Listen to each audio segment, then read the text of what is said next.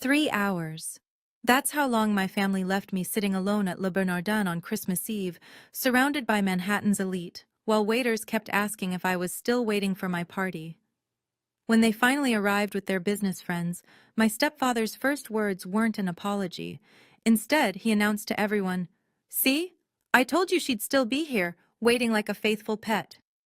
The entire table erupted in laughter. My brother added his own joke. My sister filmed it for her Instagram stories. In that moment, sitting in that 3 Michelin-star restaurant, I realized something. They didn't invite me to dinner. They invited me to be dinner, the entertainment for their friends. I'm Wanda Howard, 32 years old, and what happened next changed everything. Because while they were laughing, I was quietly transferring files that would destroy their empire. If you're watching this, please subscribe and let me know where you are watching from. To understand what happened that night, you need to know about the Howard family. My stepfather Richard built Howard Industries from nothing into a $500 million empire. He married my mother when I was 17, and when she died 5 years later, I thought he'd send me away. Instead, he kept me around, not out of love, but as a reminder of his charity. "You should be grateful," he'd say at every family gathering. Not many men would keep their wife's baggage around. I earned my MBA from Wharton, graduating summa cum laude. I brought innovative strategies to Howard Industries that increased revenue by 30%. But at every board meeting, Richard introduced me the same way. "This is Wanda, my late wife's daughter. We keep her around. It's what family does for charity cases." My stepbrother Marcus, 2 years younger but Richard's real son, claimed every successful project as his own. The Singapore expansion I spent 6 months developing? Marcus presented it to the board while I sat silent in the corner, taking notes like a secretary. My stepsister Stephanie built her influencer career on the rich girl aesthetic, using family money and connections. She had 2 million followers who watched her flaunt designer bags and exotic vacations. Behind the camera, she treated me like hired help. "Wanda, hold my phone. Wanda, get my coffee. Wanda, you're in the shot. Move." 15 years in this family, and I still ate at the kids' table during holidays. 15 years of being told I lacked the Howard DNA for business. 15 years of swallowing my pride because I believed that family, even chosen family, meant something. I was about to learn exactly what I meant to them. The pattern was always the same. Every achievement I earned became evidence of my inadequacy. When I landed the Morrison Group contract worth $12 million, Marcus announced at the quarterly meeting. I had to step in and save Wanda's amateur pitch. Thank God I was there. The board members nodded sympathetically while I sat there, my presentation slides still on my laptop, unused. "You're lucky we even keep you around," Marcus said afterward, loud enough for the entire executive floor to hear. "Real family wouldn't need this much hand-holding." Stephanie's cruelty was more public. Last month, she hosted a charity gala for 500 guests. I'd coordinated the entire event: vendors, scheduling, permits. When the mayor complimented the organization, Stephanie laughed. "Oh, Wanda helped a little. We give her simple tasks to make her feel included. It's important to be kind to those less fortunate." The room laughed politely. I smiled and excused myself to the bathroom, where I stood in a stall, shaking with rage I couldn't express. Richard's contempt was the most calculated. During a CNBC interview about successful family businesses, the reporter asked about succession planning. "My son Marcus has the vision," Richard said. "My daughter Stephanie has the charisma. As for Wanda—" He paused, that practiced pause he used in negotiations. "Well, not everyone is built for leadership. She tries, bless her heart." The interviewer looked uncomfortable. "But isn't she your Director of Strategic Development?" "A courtesy title," Richard smiled. "We believe in giving everyone a chance, even if they'll never quite measure up." That interview had 3 million views. The comments section was brutal, but what hurt most was the family group chat afterward. Marcus shared the link with laughing emojis. Stephanie added, "Dad really said bless her heart on national TV." No one asked how I felt. December 20th, 4 days before Christmas Eve. The email arrived at exactly 9 a.m. Family meeting regarding estate planning. December 24th, 7 p.m., Le Bernardin. Attendance mandatory. Richard. My hands trembled as I read it. Estate planning meant the will. The will meant my mother's assets, $50 million she'd left in trust, requiring Richard's signature as executor to release. For 15 years, he'd held that money hostage, promising to sign when the time was right. But there was more at stake than money. Before she died, Eleanor Whitman, the company's former CFO and my secret mentor, had transferred something invaluable to me: 15% of Howard Industries shares through a shell company. The transfer was legal, bulletproof, but hidden. If Richard discovered it before I was ready, he could make my life hell through corporate warfare. One signature from Richard could erase my entire future, I whispered to my reflection that morning. The email had a postscript I almost missed. Bring documentation of your contributions to the family enterprise. My contributions. I pulled out the folder I'd been maintaining for 5 years. Every contract I'd negotiated, every strategy I'd developed, every dollar I'd earned for Howard Industries, all meticulously documented. Eleanor had taught me well. Keep receipts, especially with family, especially with Richard. But would it be enough? The will had a clause Richard loved to quote: distribution contingent upon maintaining family harmony. He'd defined harmony as obedience, as silence, as accepting whatever scraps they threw me. I opened my laptop and saw another email, this one encrypted, from James Mitchell, CEO of Quantum Tech. The subject line made my heart race. Final offer. Response required by December 26th. $50 million. Chief Strategy Officer. A new life. If I could survive 4 more days, I spent the next 3 days preparing for war while pretending everything was normal. In my apartment, I arranged documents like a general planning a battle. The contribution folder grew to 300 pages. Contracts, emails, financial projections showing my strategies had generated over $200 million in revenue. I made 3 copies, stored one in a safety deposit box, uploaded one to a secure cloud, and kept one with me. Eleanor's voice echoed in my memory from our last conversation before she died. Richard will try to erase you from the company history. Don't let him. Document everything. And Wanda? She'd gripped my hand with surprising strength. I've left you something. Insurance. It's in my old office safe. The combination is your mother's birthday. Use it when they cross the final line. I'd found the USB drive exactly where she said. When I plugged it in, my blood ran cold. Audio recordings, financial documents, evidence that could destroy Richard Howard. But I wasn't ready to be a destroyer. Not yet. I still believed I could earn my place through merit. December 23rd. I opened the Quantum Tech offer again. The terms were extraordinary. 2.5 million base salary, stock options potentially worth hundreds of millions, full autonomy to build their AI strategy division.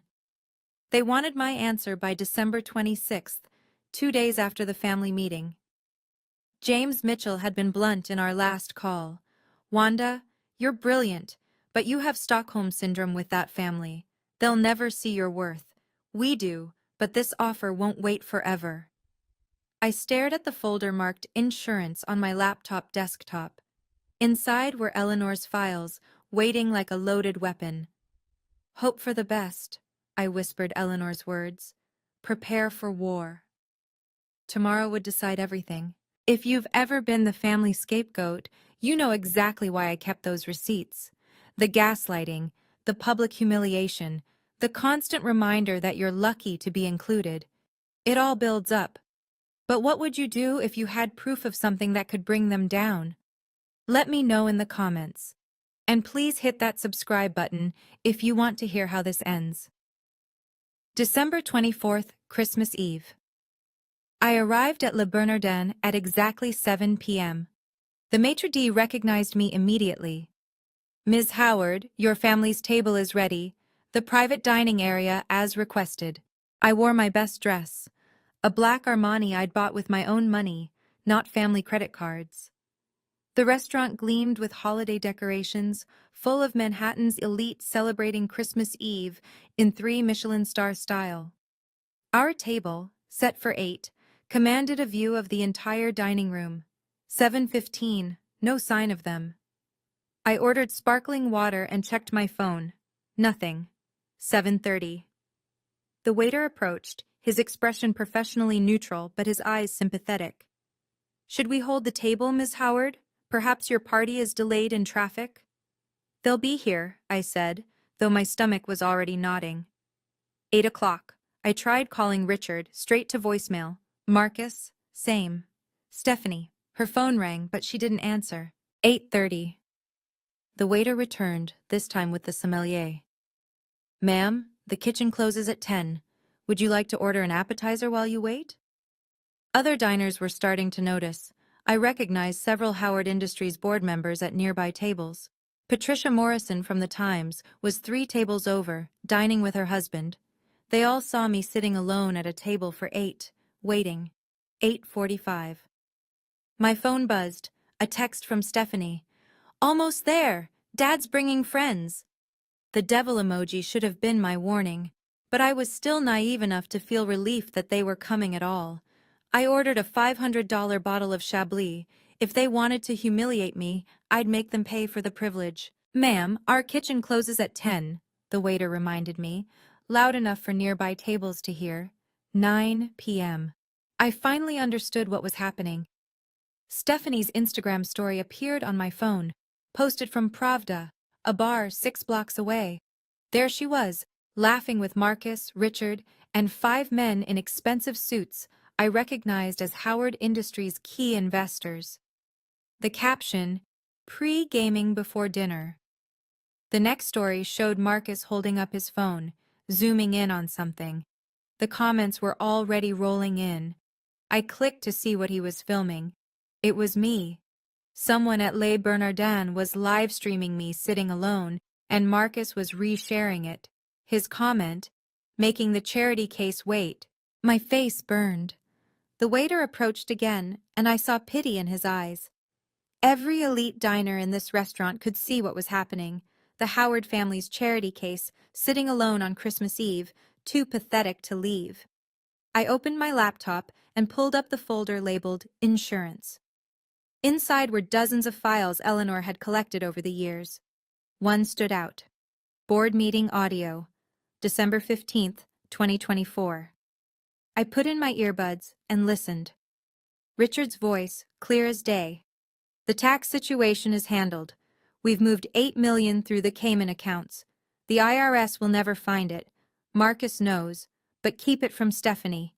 She can't keep her mouth shut." Eleanor had been recording from her hospital bed, dialed into the board meeting. They thought she was too sick to attend. I closed the laptop and made a decision. If they wanted a show, I'd give them one they'd never forget. I ordered another bottle of wine, the most expensive Burgundy on the menu, $3,000. Then I smiled at the waiter. "They'll be here soon. Important people always make an entrance." He nodded, but I caught him glancing at his watch. While I waited, I thought about Eleanor Whitman and the day she changed my life. 6 months before she died, she'd called me to her office. Cancer had taken 40 pounds off her frame, but her mind was sharp as ever. "Wanda, I need to tell you something about Richard." She'd locked the door, activated a white noise machine. "I've been with this company 20 years. I've seen what he does to people who threaten him. You threaten him." "I'm not a threat. He barely acknowledges I exist." "Exactly. You're smart, capable, and have a legitimate claim to your mother's assets. That makes you dangerous." She'd pulled out a USB drive. "This is your insurance policy. Everything Richard doesn't want exposed is on here." "What kind of everything?" "Tax fraud, embezzlement, using company funds for personal expenses, mistresses, gambling debts, bribes to city officials, 8 million in hidden offshore accounts, all documented, all recorded." I'd stared at the small device. "Why are you giving this to me?" "Because he's going to come for you eventually. When he does, you'll need leverage." She'd pressed it into my hand. The audio from December 15th's board meeting is particularly damning. He admitted to tax fraud thinking I wasn't listening. Eleanor, this is... Your mother saved my daughter's life once. Did you know that? Paid for her cancer treatment when I couldn't afford it. I owe her daughter protection. She'd squeezed my hand. Use this when they cross the final line. You'll know when that is. Now, sitting alone in Le Bernardin, I knew. The final line wasn't just making me wait. It was making me wait publicly, turning my humiliation into entertainment. I opened my phone and began composing an email I hoped I'd never have to send. 9:45 p.m. While New York's elite watched me sit alone, my phone buzzed with an email that changed everything. James Mitchell from Quantum Tech, marked urgent. Wanda, the board met tonight. Unanimous approval. $50 million for the AI platform development. But we need you leading it. Official offer attached. Starting salary, 2.5 N, plus equity. Estimated value at IPO, 200 $200 minimum. Start date, January 2nd. We need your answer by midnight, December 26th. I read the contract on my phone, keeping my face neutral. Chief Strategy Officer, Corner Office, team of 200. Everything Howard Industries had denied me. But there was something else that mattered more. I opened my investment portfolio, checking the holdings Eleanor had transferred to me through her shell company, Whitman Holdings LLC. 15% of Howard Industries, currently worth $75 million. The other shareholders didn't know. Richard didn't know. The shares were held in trust, invisible until activated. Eleanor had been brilliant. She'd structured it so the transfer happened gradually over 5 years, small enough percentages to avoid SEC reporting requirements. I pulled up the shareholder registry. Richard, 35%, Marcus, 10%, Stephanie, 5%, various investors, 35%. And hidden in that last category, split between 3 shell companies, my 15%. A text from my lawyer, David Chen. Voting rights documentation ready whenever you need it. BTW, Thomas Mitchell from Mitchell Ventures is asking about you. Says he's dining at Le Bernardin tonight? I glanced around the restaurant. 3 tables over, in a corner booth, sat Thomas Mitchell, James's brother and one of Howard Industries' largest investors with 12% ownership. He caught my eye and raised his wine glass slightly. A greeting, or maybe acknowledgement.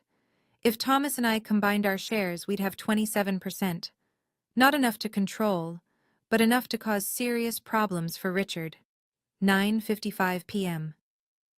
The pieces were falling into place in ways Richard couldn't imagine. I pulled up the full shareholder breakdown on my laptop, cross-referencing it with Eleanor's notes. There was Patricia Patterson, sitting 4 tables away with her husband. She owned 8% through her family trust. She'd always been coldly polite to Richard, professional, but distant. Eleanor's notes explained why. Patricia knows about Richard's first wife, the real story. Then there was Michael Torres, who owned 6%. He wasn't here tonight, but Eleanor had documented his frustration with Richard's leadership. Wants Richard out, but needs allies. Combined, Thomas Mitchell, Patricia Patterson, Michael Torres and I would have 41%. Still not enough for a takeover, but Eleanor had thought of that too. Her notes detailed a poison pill in the company bylaws. In the event of criminal conviction of the CEO, voting rights temporarily transfer to the largest non-family shareholder group. If Richard was convicted of tax fraud, our 41% would become the controlling vote. I checked the restaurant again. Patricia Patterson was definitely watching me now, her expression thoughtful. The maitre d' had just whispered something to her, probably explaining that I'd been waiting alone for 3 hours. My phone lit up with another Stephanie Instagram story. This time, the whole group was in a limo, champagne glasses raised. Richard was speaking to the camera. Let's see if our little charity case is still waiting. I bet you all dinner she's still sitting there like a faithful dog. The comments were already flooding in, but mixed with the laughing emojis were other responses. This is cruel. Why would you do this to family? Disgusting behavior. One comment caught my eye from a verified account.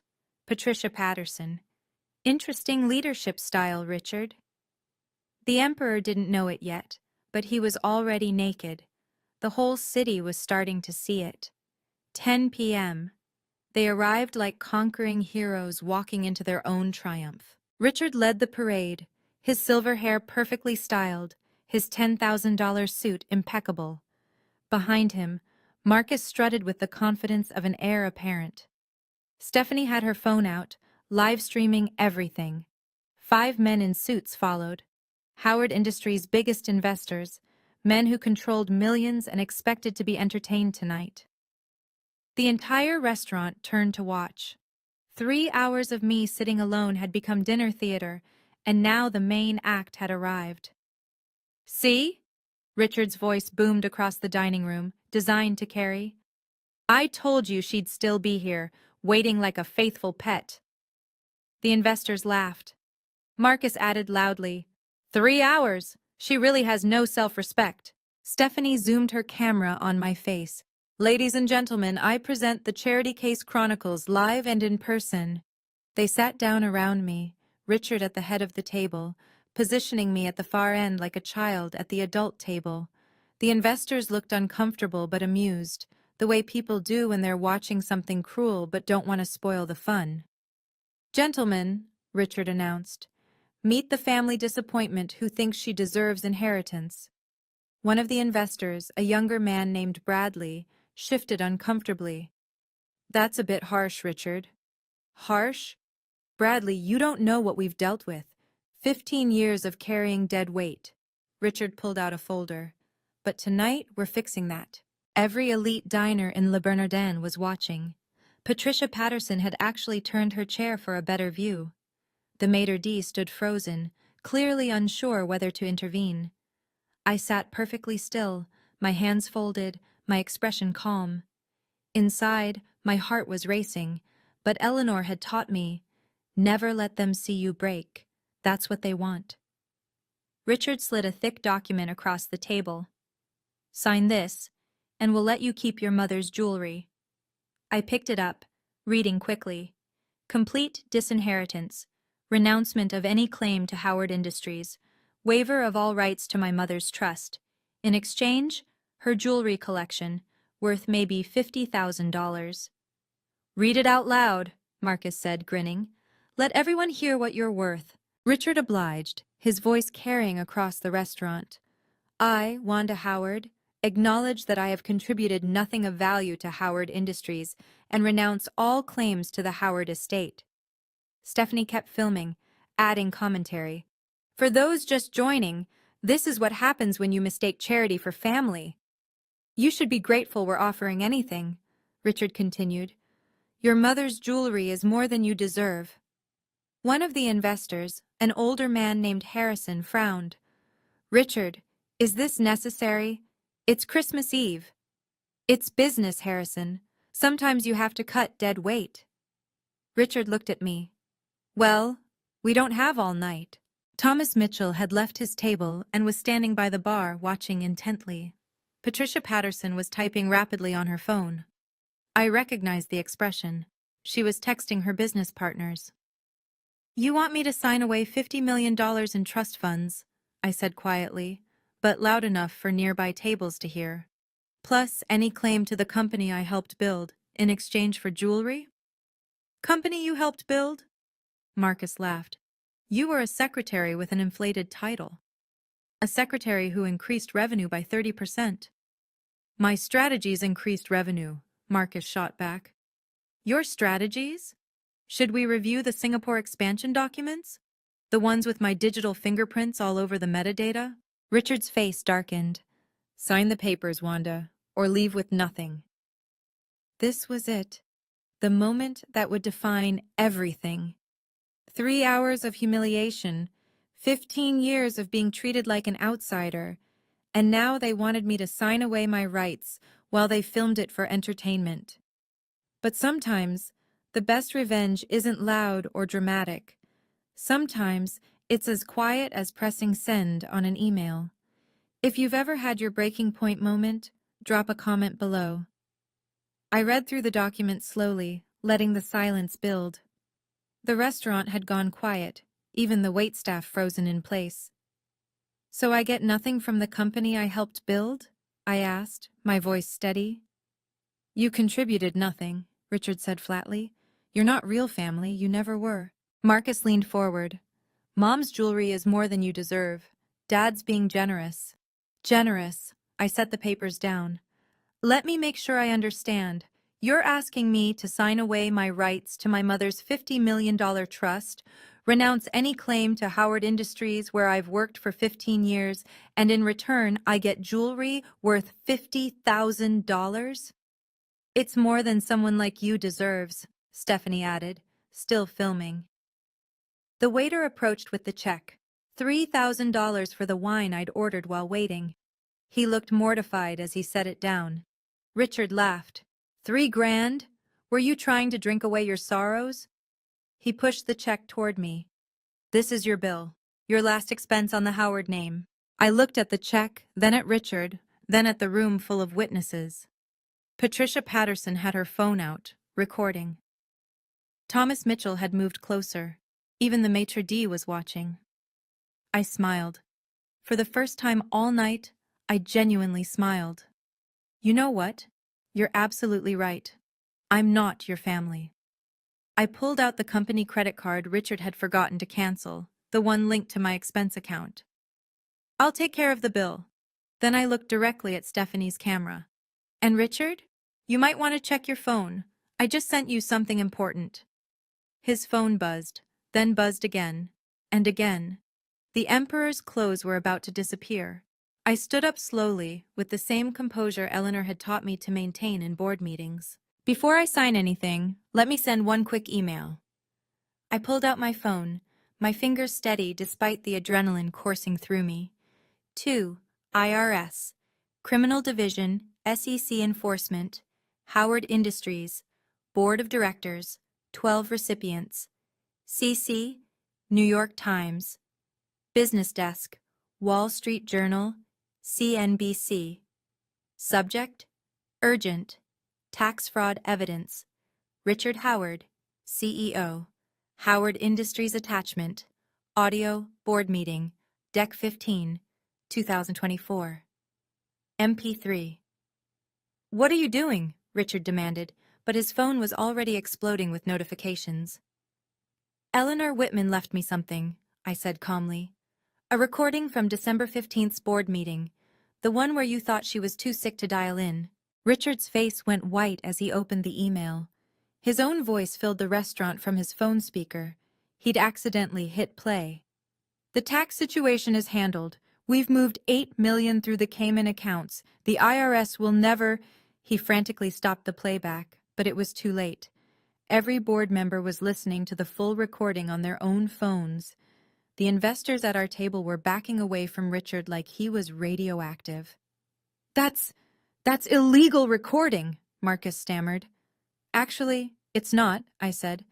"Eleanor was a board member, authorized to attend all meetings. New York is a one-party consent state." Richard's phone rang. The caller ID showed IRS Criminal Division. He declined the call. It immediately rang again. "You stupid little—" He started to stand, but Thomas Mitchell stepped forward. "Sit down, Richard," Thomas said quietly. "You're done." The entire restaurant was watching. Patricia Patterson was on a call with someone, speaking rapidly. Several other diners were Googling Howard Industries CEO tax fraud. The empire was crumbling, and everyone was watching it happen live. "Oh, and James Mitchell wants me to say hi," I said conversationally. The investors' heads snapped up.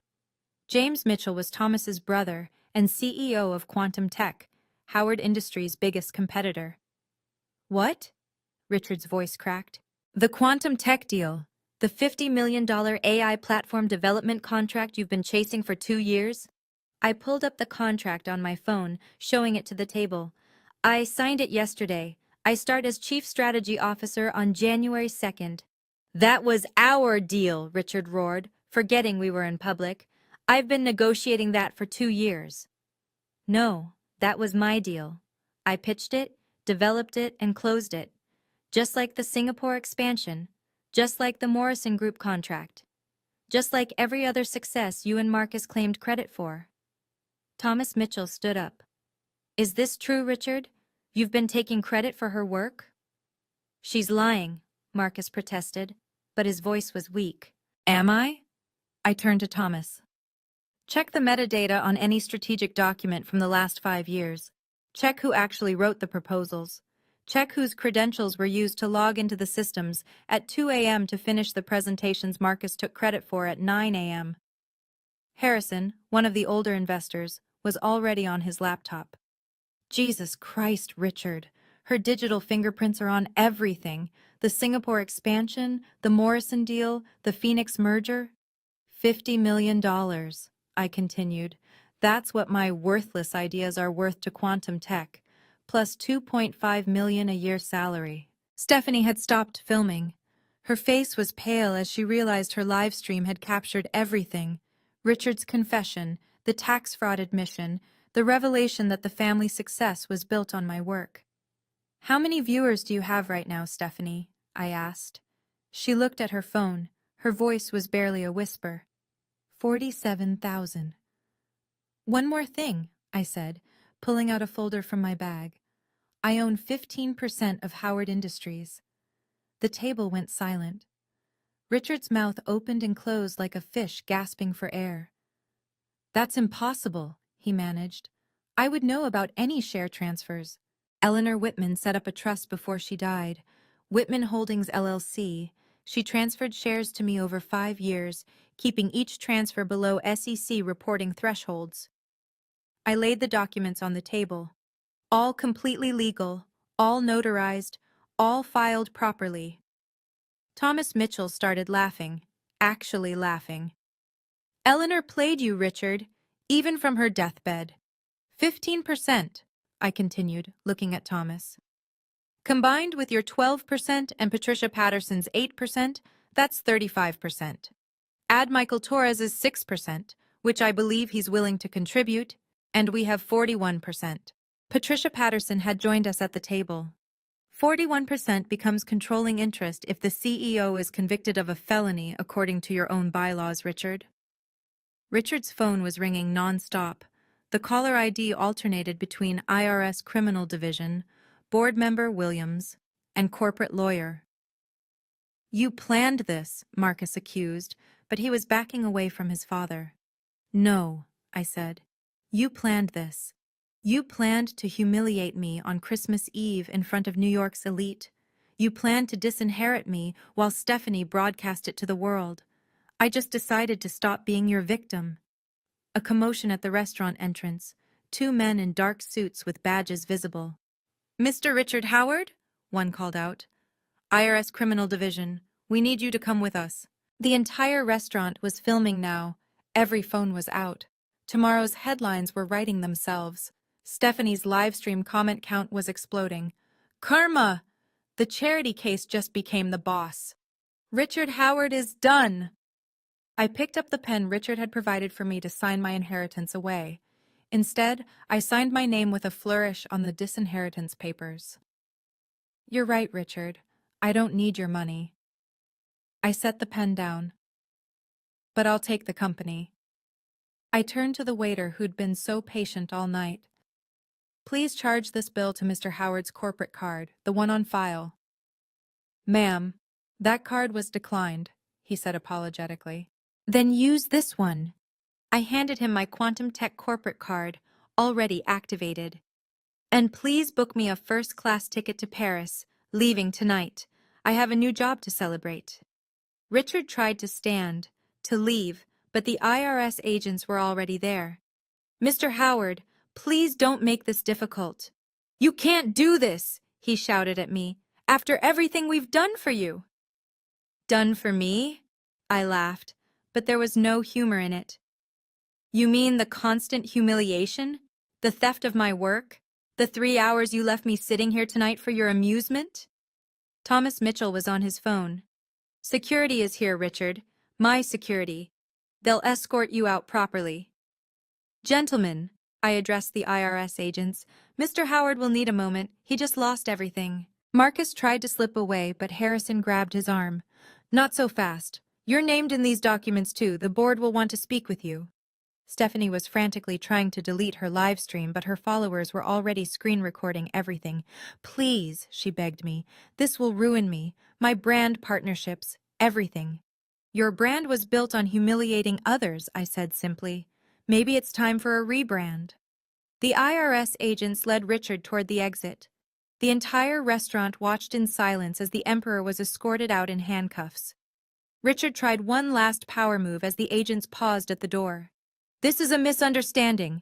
Call my lawyer. Call the mayor. I donate millions to— Sir, please stop talking, one agent advised. Anything you say can and will be used against you. The entire restaurant was on its feet. Patricia Patterson was speaking rapidly to someone on the phone. I caught the words emergency board meeting and interim CEO. You can't do this to family, Marcus shouted at me, his face red with rage and panic. Family? I turned to face him fully. According to you, I was never family. I was the charity case, remember? The faithful pet? Stephanie was sobbing now, her phone showing notification after notification. L'Oreal just terminated my contract. Mercedes wants their car back. Cartier is demanding I return the jewelry from the last campaign. Please, she begged. You have to fix this. You have to tell them it was a misunderstanding. There's no misunderstanding. You broadcast your cruelty to 47,000 people. Now you're facing consequences. Thomas Mitchell approached me. Ms. Howard, we need to discuss the transition. The board will meet tomorrow morning, even though it's Christmas. Will you attend? I'll be in Paris, I said. But I'll dial in. Patricia has my proxy for any immediate votes. Security had formed a path through the crowd of diners, all filming Richard's perp walk. Someone had already posted it to Twitter with the caption, Howard Industries CEO arrested at Le Bernardin after daughter exposes tax fraud live. Marcus made one last desperate attempt. You need us. You don't know how to run a company. I've been running your part of the company for 5 years, I said. The only thing I don't know how to do is take credit for other people's work. But I'm sure I'll figure it out. By the time my flight took off at 1 a.m., Richard's arrest was trending worldwide. From my first-class seat, I watched the news coverage on my phone. CNN's headline, Howard Industries CEO arrested for tax fraud at exclusive Manhattan restaurant. The video showed Richard being led out in handcuffs while hundreds of New York's elite watched. The financial channels were having a field day. Stock futures indicate Howard Industries will open down 40%, one analyst said. This is a complete meltdown of corporate governance. Fox Business had gotten hold of Stephanie's live stream. They were playing the moment Richard called me a faithful pet on repeat, with commentators discussing toxic corporate culture. My phone buzzed with a text from Patricia Patterson. Emergency board meeting confirmed for 8 a.m. Richard terminated effectively immediately. Marcus suspended pending investigation. Vote for interim CEO. Thomas nominated you. I texted back. I work for Quantum Tech now, but I'll help find the right replacement. The New York Times push notification appeared. Howard Industries faces federal investigation after CEO's arrest. Whistleblower daughter, hailed as corporate hero. Whistleblower. Hero. 6 hours ago, I was the family charity case. Another text. This one from James Mitchell. Saw the news. Paris office is ready for you. Enjoy your vacation. You've earned it. See you January 2nd. I pulled up Marcus's LinkedIn. He'd already updated it. Seeking new opportunities. No mention of Howard Industries. His entire executive history had been erased. Stephanie's Instagram had gone private, but the internet never forgets. Someone had created a compilation video. Influencer loses everything after bullying sister goes viral. 10 million views in 3 hours. The captain announced we were reaching cruising altitude. I turned off my phone, reclined my seat, and ordered champagne. For the first time in 15 years, I was free. Stephanie's downfall was swift and brutal, played out in real time across social media. By the time I landed in Paris, her follower count had dropped from 2 million to 500,000. The unfollows were happening so fast that someone created a website tracking the numbers in real time, like a stock ticker in reverse. L'Oréal's statement was corporate speak for disgust. We cannot associate our brand with individuals who promote bullying and cruelty. Mercedes was less subtle. Effective immediately, Ms. Howard's brand ambassador contract is terminated.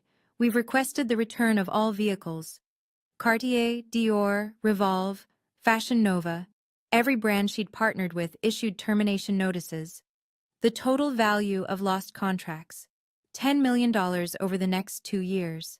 But the internet's revenge was more creative. Someone had found every video where Stephanie flaunted wealth while calling me the charity case. They created a supercut with a counter showing how much money she was losing per second. It went viral on TikTok with 15 million views. Her attempt at an apology video made things worse. Sitting in what was clearly a stripped-down apartment, the designer furniture had been rented, she cried about being caught in a difficult family dynamic. The comments were merciless. You live-streamed your cruelty, and now you're crying about consequences? A gossip blog found her on Zillow looking at studio apartments in Queens. The headline, "From penthouse to pavement, disgraced influencer can't afford Manhattan anymore." Her agency dropped her. Her management team quit. Even her personal assistant posted a tell-all thread about what it was like working for her. She made me return gifts from brands to stores for cash. She charged her friends to attend her parties. Everything was fake. The girl who built her career on humiliating others had become the internet's favorite cautionary tale. January 2nd. I walked into Quantum Tech's headquarters as their new chief strategy officer. The contrast was immediate. At Howard Industries, I'd been hidden in a windowless office in the back.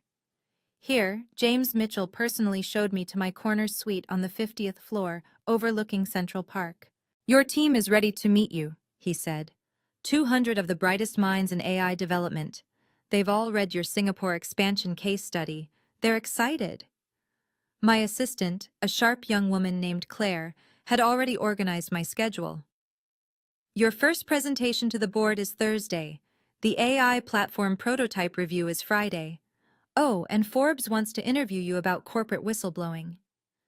The salary hit my account that morning, $208,033.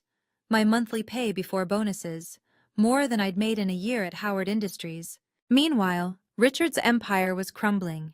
The investigation had expanded. The FBI found $30 million in misappropriated funds over 10 years. The board discovered he'd been using company jets for personal trips, billing client dinners that never happened, even charging his mistress's apartment to the company. Marcus was unemployed and unemployable. Every major firm in New York had blacklisted him. Someone leaked an email he'd sent begging for a job at a startup, offering to work for whatever you can pay. They turned him down.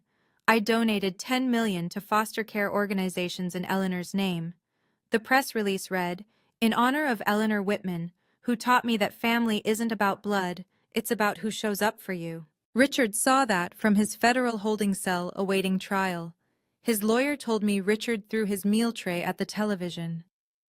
From my new office, I could see the Howard Industries building. There was already talk of selling it to cover legal costs. January 5th, 8 a.m. sharp. I dialed into the Howard Industries emergency board meeting from my Quantum Tech office. "First order of business," Thomas Mitchell announced. "Formal removal of Richard Howard as CEO and chairman." The vote was unanimous, 12 votes to 0. Second, removal of Marcus Howard from all positions within the company. Again, unanimous. Patricia Patterson presented the audit findings. In 10 years, Richard and Marcus misappropriated $30 million. The tax fraud alone totals $8 million.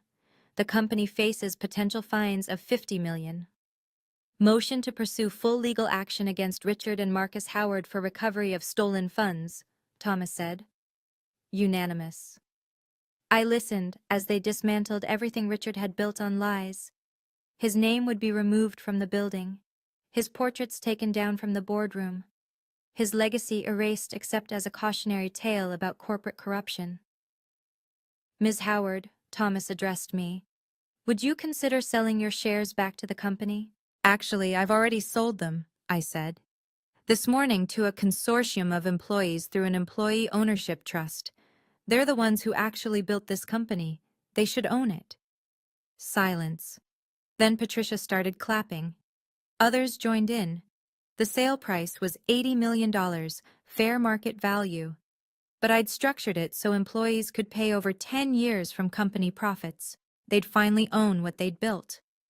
Board Resolution 2025-01 was signed at 8:47 a.m. Richard Howard is permanently banned from any association with Howard Industries. All contracts bearing his signature are under review. A forensic audit of the past decade is authorized. By 9 a.m., it was over. The Howard dynasty had fallen in less than 2 weeks. Richard's empire, built on 30 years of lies and theft, had crumbled in exactly 72 hours from that Christmas Eve dinner. I established my boundaries with surgical precision. First, the legal framework. All communication from any Howard family member had to go through my attorney, David Chen. Direct contact would result in immediate restraining orders. Second, the restraining order against Richard, filed and granted January 7th. He couldn't come within 500 feet of me, my home, or my workplace. The judge, after reviewing the Christmas Eve footage, added a provision preventing him from mentioning me publicly. Third, complete digital separation. I blocked Richard, Marcus, and Stephanie on every platform. Phone numbers, emails, social media. They ceased to exist in my digital world. The family assets were divided by court order. Richard's accounts were frozen pending trial. The family home would be sold to pay legal fees. The cars, the boat, the Hamptons house, all gone to satisfy creditors and fines. I took only what was legally mine, my mother's $50 million trust, finally released, and the $80 million from the share sale. I wanted nothing with Richard's fingerprints on it. When Marcus tried to approach me outside Quantum Tech, security intercepted him. "She doesn't want to see you," they said. He shouted about family and forgiveness until police arrived. Stephanie sent a letter through her lawyer, begging for help with her debts. I had David respond. "Ms. Howard has no legal or ethical obligation to assist. Please do not contact her again." I donated $10 million to establish the Eleanor Whitman Foundation for foster youth and young professionals escaping toxic families. The first scholarship went to a young woman whose family had disowned her for pursuing engineering instead of marriage. "I don't wish them harm," I told James Mitchell when he asked if I felt guilty. "I just wish them gone from my life. And now they are." Clean breaks heal fastest. 6 months later, the transformations were complete. Quantum Tech went public in June. My equity stake, which James had generously granted, was worth $200 million at IPO.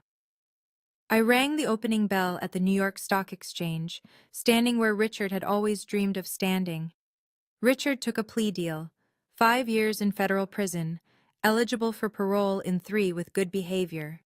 His lawyer said he aged 10 years in 6 months. He'd tried to write me letters from prison, but they were returned unopened per my instructions. Marcus found work as a junior analyst at a small firm in Detroit, making $60,000 a year. His LinkedIn still showed former VP at Howard Industries, but everyone knew the truth. He'd married a woman who didn't know his history, but the internet never forgets. The wedding photos leaked with comments. "She'll figure out she married a fraud soon enough." Stephanie reinvented herself as a real estate agent in New Jersey suburbs. Her Instagram, under a new name, had 3,000 followers. She posted about humble beginnings and fresh starts, never mentioning her past. Someone always commented, "Aren't you the charity case girl?" before she deleted and blocked them. Howard Industries, under employee ownership, flourished. Stock price recovered and exceeded previous highs. They renamed it Whitman Industries in honor of Eleanor. Her portrait now hung where Richard's used to be. I mentored 5 young professionals that year, all escaping toxic families. We met monthly, sharing strategies for setting boundaries and building independent success. The best revenge, I told them, echoing Eleanor, is a life well lived without them. From my office, I could see the Whitman Industries building. Sometimes I wondered if Richard could see it from his cell. I hoped he could. I learned something that Christmas Eve that changed everything. Your worth isn't determined by family approval. For 15 years, I'd accepted their version of my value. The charity case, the obligation, the faithful pet waiting for scraps of recognition that would never come. I'd believed that if I just worked harder, achieved more, proved myself one more time, they'd finally see me as family.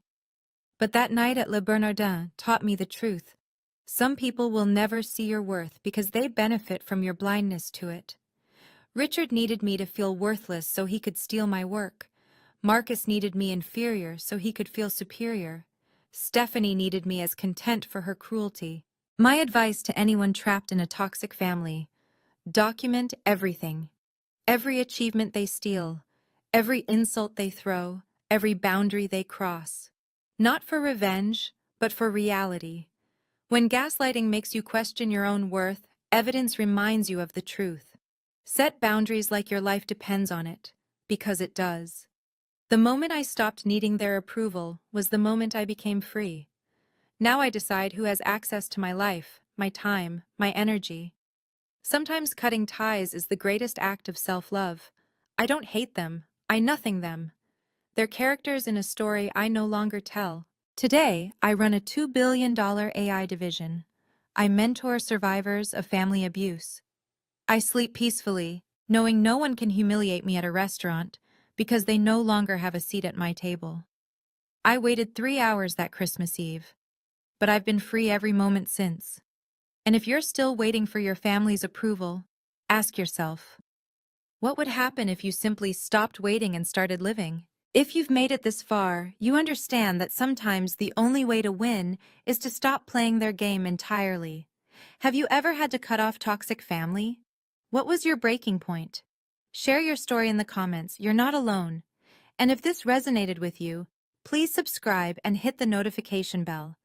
I share stories of justice and boundary setting every week. Remember, you deserve respect, especially from family.